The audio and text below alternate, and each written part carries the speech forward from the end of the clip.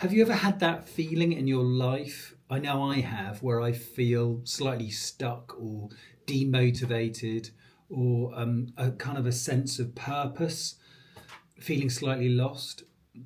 I used to think the answer was really extreme change, like living in a monastery or going to a Buddhist retreat center or spending weeks and weeks on meditation workshops, etc. Or even just doing ridiculous online challenges that never really filled that gap, never really solved that issue that I felt inside of myself, which was this feeling of I didn't really have a direction or a purpose. I felt very demotivated. So in this video, I'm going to give you 6 tips on how to apply minimalism into your life. And minimalism for me is born out of this Zen tradition of living with less.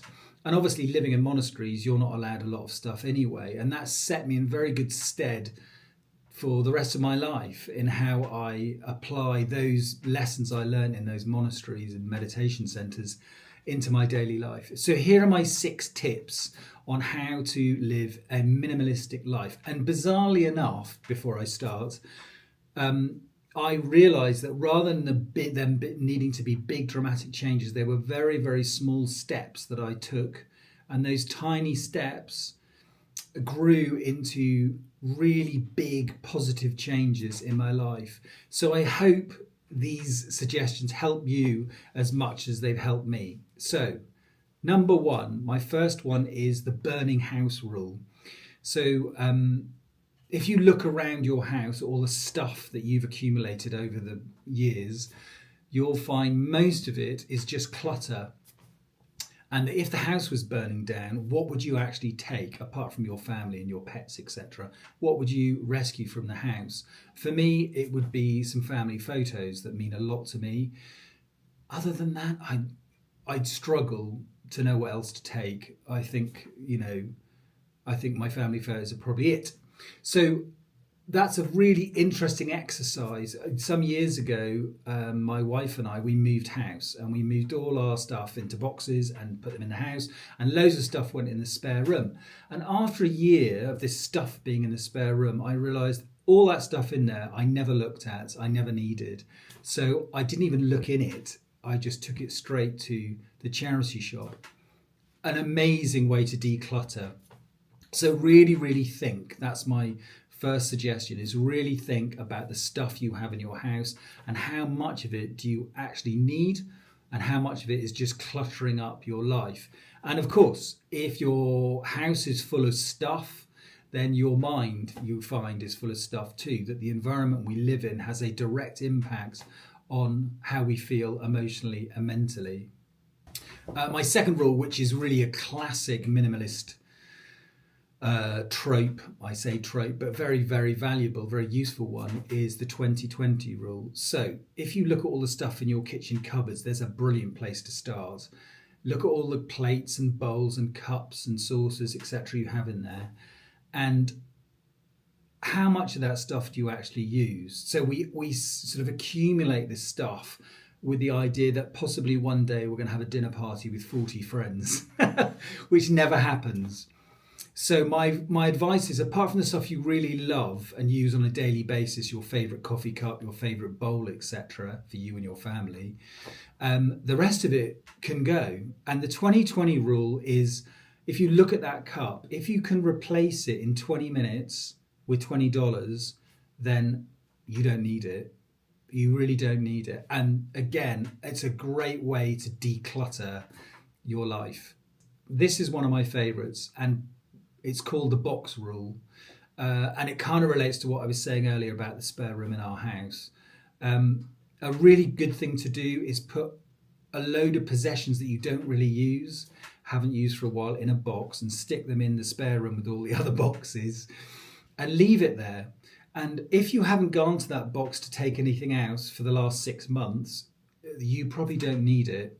And again, after 6 months, I don't even look in the box. I keep the box closed and it goes straight to the charity shop. It's a really great way to really, really hone down how much of the stuff we hang on to in our life that we don't really need. For example, a brilliant one is all your clothes, put them in boxes, and you'll find there are 3 or 4 items like the odd hoodie. I wear the same type of jeans, the same shoes. The rest of it is stuff I bought that I don't really need and I don't really use, and I've got rid of it. And it, honestly, I promise you, to have a clear wardrobe or a clear kitchen cupboard, just start with one item, one area, will make a massive difference to how you feel in a really positive way. This is a classic. It's the investment rule, and the investment rule is don't buy stuff, buy experiences. You know, having the latest iPhone or the latest Tesla or whatever it might be, or it's really not that important. They are not the things you will remember. You won't remember buying the latest iPhone, whatever it is. What you will remember is the experience you had traveling through Scotland or going across Asia or spending some time in Italy or Paris or wherever, or London. These are the things that you will remain with you. They're so much more valuable and so much more important than accumulating more clutter in your house or in the garage. Following on from that, I call this the other people rule. We are often judging ourselves against other people. So we buy stuff, flat screen TVs and laptops and phones, because we want to project ourselves in a particular way to other people.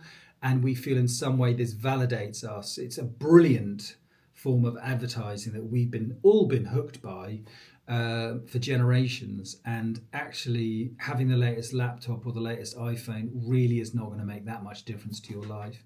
If you can prevent yourself from constantly trying to keep up with the latest releases in terms of technology, you'll do yourself no end of good. There isn't really that much difference between the iPhone 13 and the latest one. They promote it as being faster and quicker and a better camera, and possibly that's true, but really not enough. These really are incremental steps that are being made. And so really consider, when you're buying something, what I often do is I put it in the basket online, if I'm buying online, for example, and I don't buy it. I leave it for about a week, and then I go back to it. And weirdly enough, most of the stuff that I think I need or want to buy, I actually don't. I don't bother, and I save that money.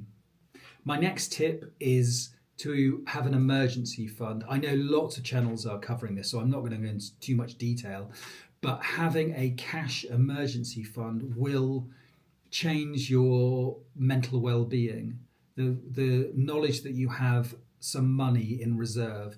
So, for example, if your expenditure per month is $2,000, I mean $2,000 for the absolute essentials. That's food, your mortgage, your rent, your electricity bill, and your phone bill maybe. But stuff like Netflix, that goes. I'm just talking about the absolute essentials to stay put in your life.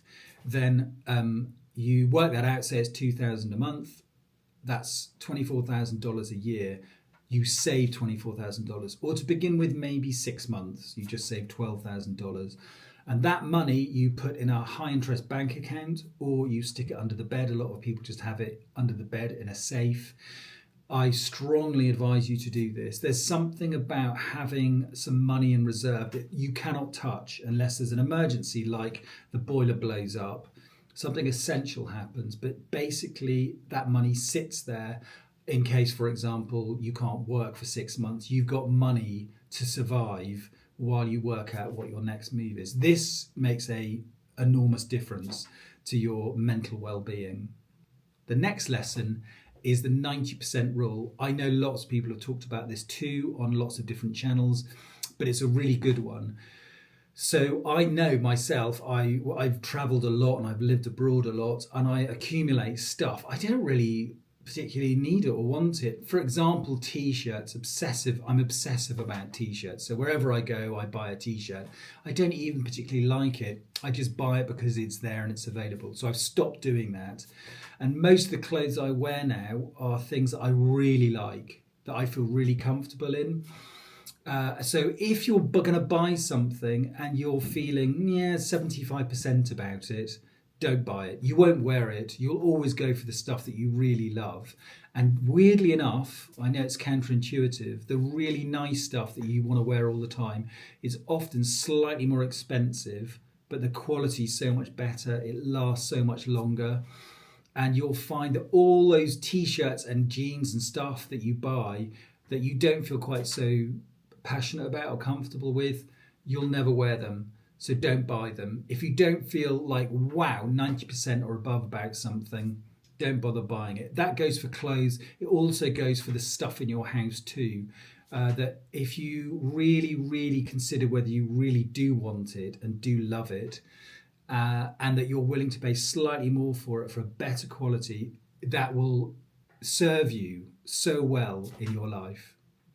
My next tip is a really simple one. It's called the reset tip. And the reset tip is every night before I go to bed, I clear the kitchen. I tend to do most of the cooking at home, so that suits me really nicely to just clear the kitchen, empty the dishwasher. I often put out my clothes for the next day so I know what I'm wearing. I fill the coffee machine with coffee. I've got to have a coffee in the morning.